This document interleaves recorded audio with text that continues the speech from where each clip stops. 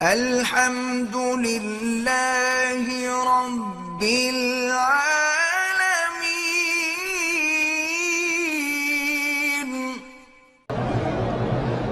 اور میری بیٹیاں جن کو میری آواز پہنچے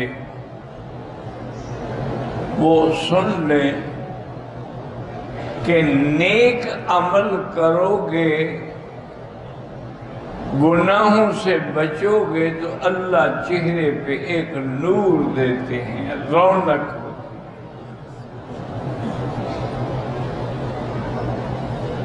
تراوٹ ہوتی ہے، تر و تازگی ہوتی ہے، چہرے میں کشش ہوتی ہے۔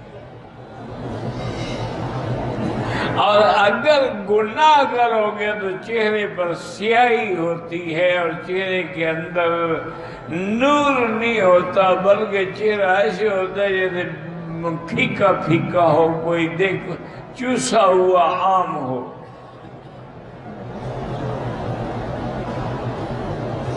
چونکہ یہ گناہ کا اثر ہے، گناہ یا سیاہی۔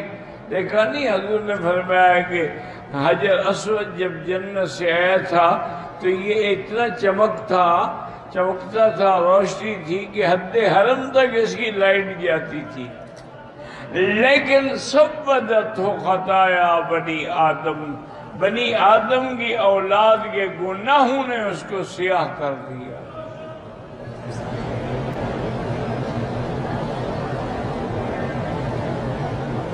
اللہ اکبر، اللہ اکبر۔ میرے والدین کا انتقال ہو گیا، اللہ مغفرت کرے۔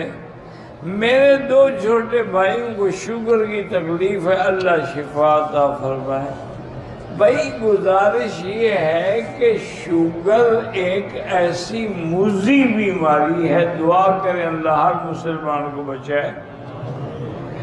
اس کا علاج تو کوئی نہیں کہ ختم ہو جائے، لیکن دو علاج ہیں کرنے سے یہ کنٹرول رہتی ہے، نارمل رہتی ہے، بڑھتی نہیں۔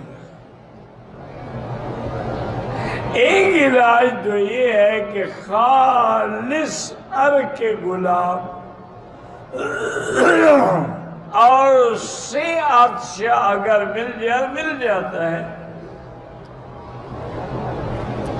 کرچی دوا کھانے والوں کے بعد سے بھی مل جاتا ہے، اور میرے خیال میں ہمدرد والوں کا بھی ہوگا۔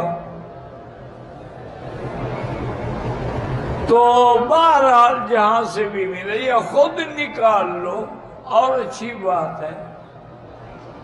اس کے 2 چمچ کھانے والے بڑے صبح نہار منہ اور 2 چمچ سوتے ہوئے پی لیں تو اللہ کی رحمت سے شوگر کنٹرول ہو جاتی ہے۔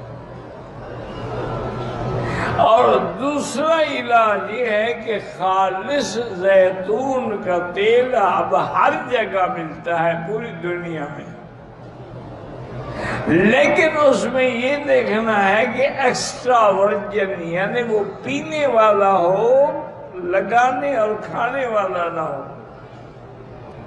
اس کے بھی 2 چمچ بڑے چمچ کھانے والے، جس سے چاول کھاتے ہیں، نہار منہ کلی کرنے سے بھی پہلے اور رات کو سوتے ہوئے پی لیں، انشاءاللہ شوگر کنٹرول ہو جائے، بڑھے گی نہیں۔ جو دوائی کھاتے رہیں، جب کنٹرول ہو جائے دوائی آہستہ آہستہ